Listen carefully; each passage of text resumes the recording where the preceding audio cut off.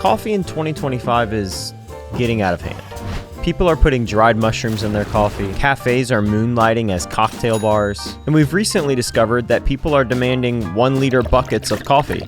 So today, we're diving into the 7 biggest coffee trends of the year. Let's start with the first one, which is near and dear to my heart, one that I've seen in my local coffee scene, and that is cafes doubling as cocktail bars. This seems to be entirely money motivated, and it kind of makes sense on paper. You can sell an overpriced coffee drink in the morning, and then you can sell that same person an overpriced alcoholic drink at night.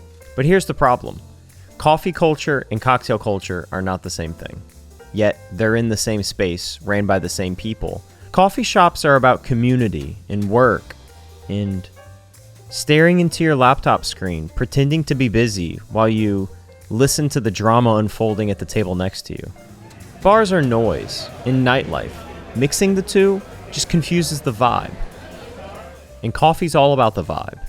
These two things in the same building, the same decor, and let's be honest, if you're charging me $6 at 10 a.m. for a coffee, I don't want to smell or see alcohol. The whole cafe/bar idea is such a confusing hybrid, so let's take it back to something simple. Ready to drink coffee. Starbucks really has paved the way in modern coffee and culture and products, and they're no different in this category. We're past the Starbucks Frappuccino in a glass bottle era, but now it's oat milk, protein-packed, adaptogen nitro cold brew in cans. Because nothing says morning routine like needing a degree in nutrition to read the label. They're super convenient, but what if we dialed it back just a little bit?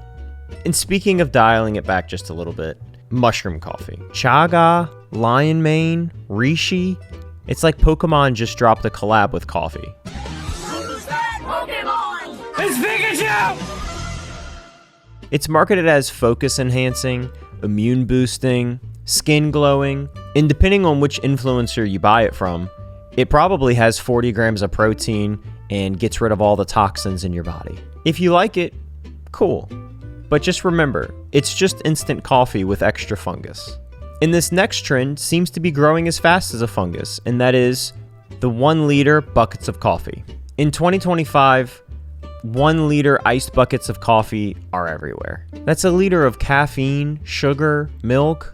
It's great for TikTok, but it's not so great when you realize you're halfway through it and all the ice is melted. And while we're talking about watered down regret, let's talk iced lattes. I can't hate this trend because I am a cold coffee lover myself. But today, hot coffee is kind of the exception. The default of a latte has classically been hot, and if you want it iced, you say iced latte. But as of recently, latte has become iced latte. This is a bit wild to me. Coffee for centuries has been hot. It's fire. It's warmth. It's the heat that wakes you up in the morning. On the plus side, iced coffees stay cold longer than hot coffees stay hot. Hot coffee gets to room temp pretty quick, but if you use the right ice, cold coffee stays cold longer before all the ice melts. And one trend that I wish would have melted away before it even started, white coffee.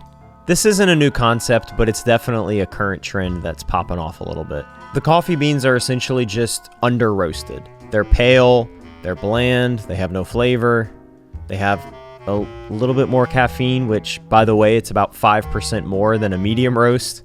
I've done it, I've tried it, it tastes like liquid grass. But if your dream has always been to make a pot of coffee that tastes like sunflower seed shells, congratulations, we have arrived. And now the good stuff. A trend that I can get behind. A trend that I've participated in, and I don't think it's going anywhere anytime soon. The rise of the home cafe. People are buying higher-end espresso machines, specialty grinders, pour-over equipment, and adding to their 50-plus mug collection that they've thrifted. Because spending $8 a day at Starbucks is financially irresponsible when you can spend $2,000 on a coffee setup at home. But honestly, I love this. Making coffee at home is so rewarding. You get to try specialty beans, try out some new recipes, and practice your barista skills for when you have friends over one day. And if you're building your own setup, leave a comment or send us a DM for any coffee equipment advice that you may have, and we can hook you up with something that would fit in your budget. And shameless plug, we roast some of the best beans you can buy, so check out the description for a link to our website. So that's coffee in 2025. Cocktail cafes, canned lattes, mushroom coffee, flavorless pale beans, iced lattes, in your kitchen slowly becoming better equipped than your local cafe. Some of these trends are great. Some, let's just say I can't wait till 2026. I'm Cade with The Village Coffee. Subscribe to keep up to date with all of our new content. Check us out on TikTok and Instagram. And remember, it takes a village and great coffee.